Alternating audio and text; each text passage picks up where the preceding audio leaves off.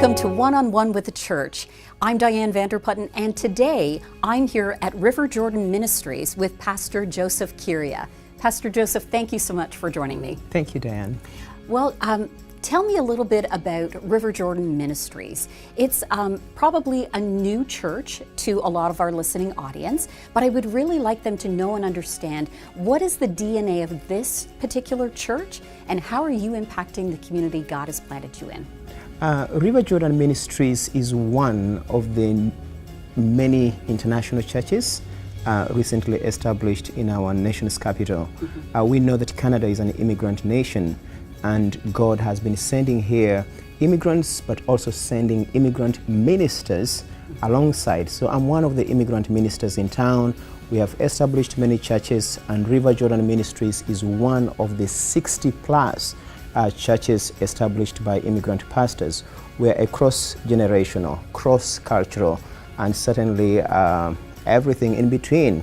You find it here. Okay, wonderful, and that's inspiring. Tell me, how are you impacting the community around you? One thing we learned very quickly as River Jordan Ministries is that you don't have to be a large church to impact the community. In fact, I think that the church traditionally believes that our role is to connect Christ to Christians. But at River Jordan Ministries, we believe that our role is to connect Christ to the community. And we have done quite many things. When you begin engaging the community, you're not going to engage the community the way you engage the church.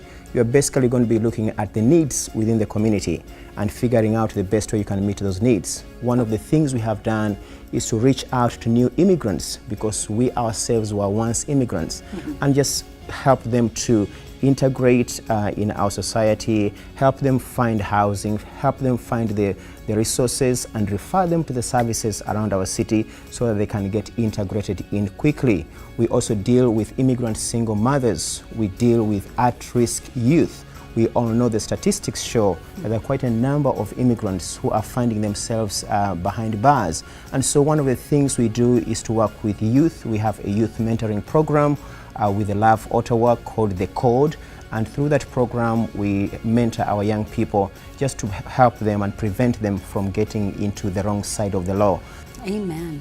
And I love the fact that you're giving back to those that are new to the city, new to Canada, but because you've already navigated those roads and the system, if you will, that you're able to, come alongside them in a very tangible, real way and speak into where they are in their lives, right? Absolutely. Because there's probably a lot of maybe pain involved, if somebody has left a country, left their homes and so forth for whatever reason, and now in a new place, maybe not knowing very many people, that you come alongside and just kind of link arms with them and help them along. Absolutely, and we find it an opportunity for us to share the love of Jesus. When someone comes in new and he's finding, though we are immigrants, we are ideally strangers to them as well, and just finding people who are willing to walk alongside with you, because not just because they walked that path themselves, but because of the love of Jesus in them.